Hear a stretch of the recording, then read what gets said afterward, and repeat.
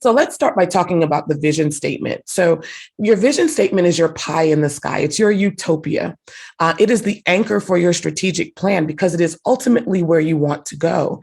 And when you talk to people about your business, it really should be, kind of this dreamy, if I have had it my way, this is what my business would be like. This is what the world would be like with my business operating at its best and at its highest point. It tells the world what you hope to achieve and really demonstrates that you have had the chance to dream about where you want your business to go. So when it comes to creating a vision statement, I've created a 4-step process. The first thing is to talk about what is your ultimate outcome. And it doesn't mean I want to sell 5,000 widgets. It is what utopia are you creating? What future are you creating? Healthier children, kinder children, cleaner world, health, full bellies. What is it that you want to see happen? Once you know that, then you talk about what makes you unique.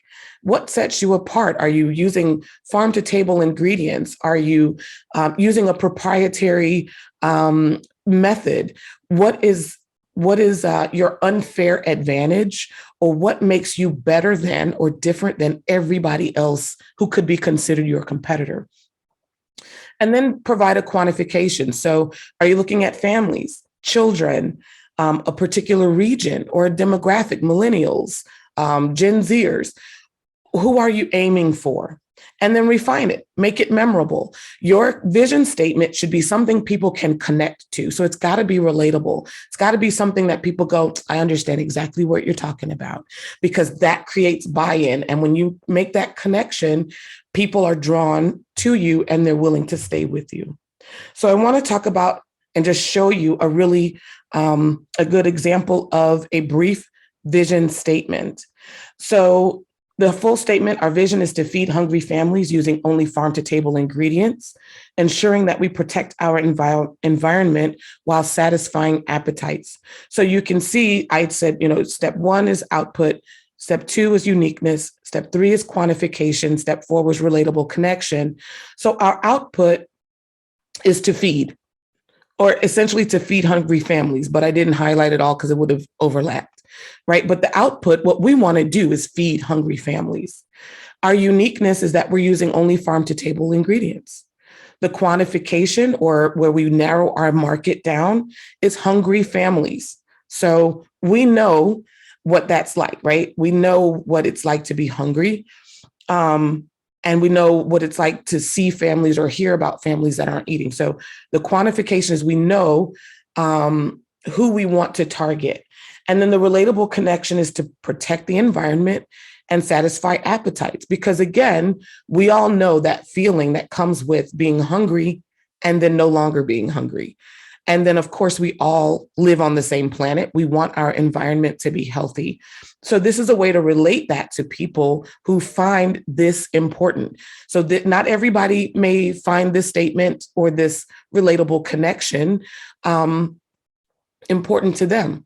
But for those who want to protect the environment, and for those who understand what it's like to experience hunger, this is a connection that checks them right in the gut and connects this business to the customer right away. So now let's move on to mission statements. Your mission statement is your company's purpose. It includes the purpose of your company, and it describes your values and tells people how you're going to reach your vision. So if your vision, if you are envisioning a skyscraper, right? Your vision, let's say, is the penthouse at the top. Your mission statement is the scaffolding that's going to go up that building. As you're building the building, the scaffolding is going to not only hold up the vision, but it also keeps a barrier or a perimeter of what you will and will not do. A really good mission statement will not only tell people what you do, but it will tell people in your company what not to do. So it gives you a really great way to know when to say no by having an effective mission statement. Your mission statement also shapes your organizational culture because it tells people this is how we do things around here. We want to get to a particular goal, but in order to get there, these are the things we will and will not do. And that is really important in shaping organizational culture. So I have another kind of process to step you through how to create an effective mission statement. So the first thing you're going to do is describe what your business does. Very short. And in this process, you may not even be using statements. You may just be using phrases. Just dropping ideas of things you do. Just quick summary. What does your business do? And then you say, how do you want to do business? What's important to you? Integrity, respect, speed. What are the values? And again, these are just lists of things that are important. Your core values, which says, these are the things that really make up this business. This is what's at my heart. So it may be that you treat every person with respect, or that you're highly professional, or that you have A1 customer service. What are those core competencies and core values? And then you go back to step one, combine with step two, and just start to see what kind of purpose statement you can create. So our business exists to, or our business does this in this way. Really basic way to start. And then you add in your why and you have a mission statement. Okay. So that's the last step to creating the mission statement. So of course, I have an example for you. So when creating your mission statements, there's two. So I've got one for Hopscotch Learning and one for Tesla. So you can see that the whole statement, our company, Hopscotch Learning, exists to provide educational services that allow children to experience success in learning and success in life. So that's the whole statement. So let's go back and break it down like we did with the vision statement. So what the company does, that was step one. We provide educational services. Straightforward. What are our core values? We want people to experience success, right? And then the purpose. So the purpose is why we exist. We want to provide educational services that allow children to experience success. And then why? Because we want them to be successful in life.